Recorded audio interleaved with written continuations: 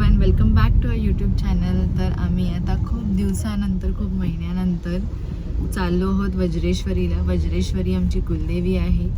तर रिसेंटलीच आम्ही खंडोबाला जाऊन आलो, कुलदेवाला भेटून आलो. आता आम्ही कुलदेवीला भेटायला चाललो आहे. सकाळीच खूप लवकर निघालो आम्ही आणि ऑलमोस्ट आता आम्ही पोचू. वज्रेश्वरीच्या रस्त्याचं अपडेट द्यायचं झालं तर रस्ता खराब आहे, भरपूर खराब आहे. म्हणजे त्यांनी काम केलंच नाही आहे रस्त्याचं.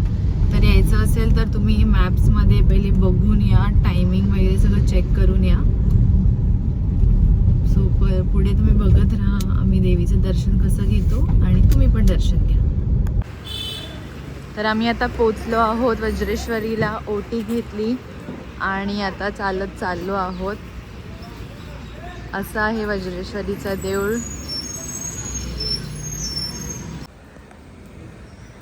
तर आम्ही वरती पोचलो आहोत आणि देवळात अजिबात गर्दी नाही आहे.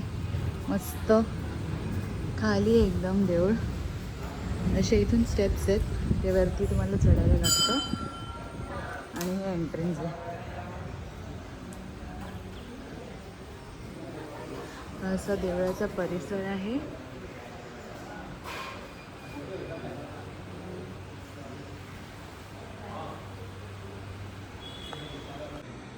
तर इथून पण एंट्रन्स आहे असं.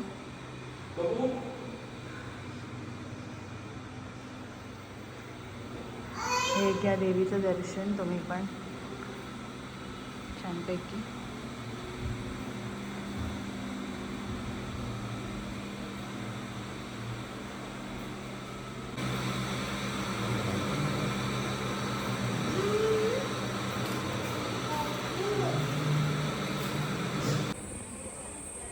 असं खूप सुंदर परिसर आहे अवतीभोवती. आमचं दर्शन झालेलं आहे, खूप मस्त दर्शन झालं. अजिबात गर्दी नव्हती. मागच्या वेळेला आम्ही आलो होतो तेव्हा हे रेनोव्हेशनचं काम चालू होतं. हे पण आता कंप्लीट झालेलं आहे.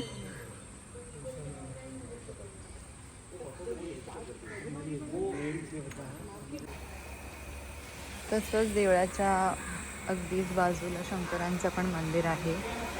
तर मी तुम्हाला त्याचंही दर्शन देते.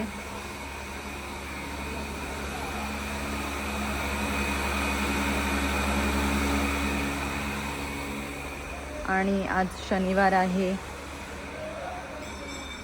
तर आपण मारुतीरायांचं पण दर्शन घेऊया.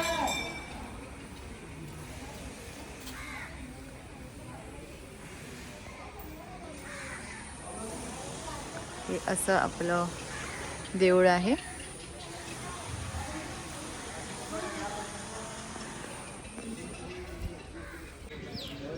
तर असं झालं आमचं वज्रेश्वरीचं दर्शन. Thank you for watching.